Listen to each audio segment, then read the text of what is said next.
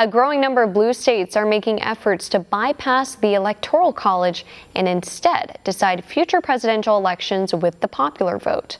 One America's Chris Pocock has more on their strategy and why conservatives say the move is likely unconstitutional. If you were born before the year 2000, you've been alive during two instances in which a presidential candidate secured the majority of the popular vote, but not the majority of electoral votes, leading to their ultimate defeat. And Democrats have taken notice. 11 traditionally blue states have signed on to a measure called the National Popular Vote Interstate Compact. That agreement would award the presidential candidate with the highest total number of votes nationwide their state's electoral votes, as opposed to the highest number of votes in their specific state, essentially bypassing the Electoral College entirely.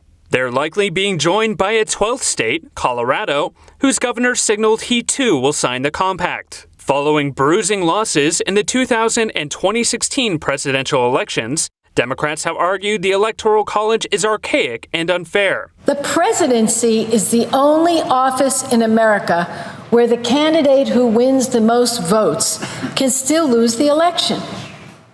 There isn't any elected office in the nation, be it county level, city level, state level, national level, where this is true. And now, it appears it may be an issue Democrats might run on in 2020, as at least one presidential hopeful has said he backs efforts to abolish the Electoral College. First of all, we've got to repair our democracy. The Electoral College needs to go because it's made our society less and less democratic. However, Republicans have suggested such a move would likely be unconstitutional and undemocratic, with Republican Senator of Colorado, Cory Gardner, criticizing the move from his state's governor. This just says that the person that Colorado votes for may not get Colorado votes.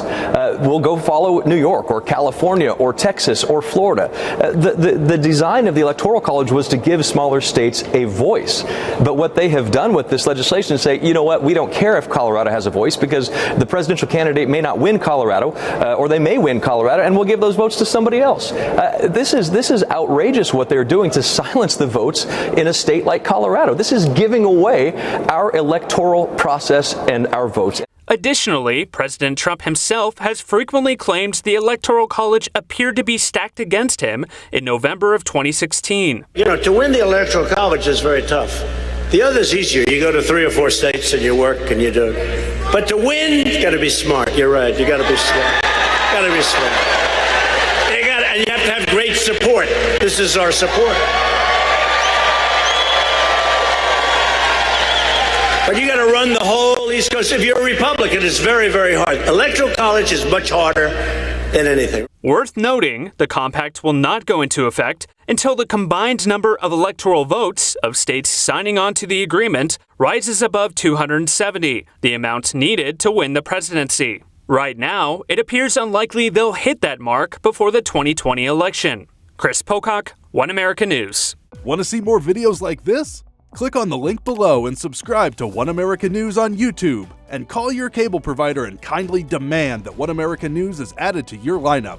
Call and subscribe today.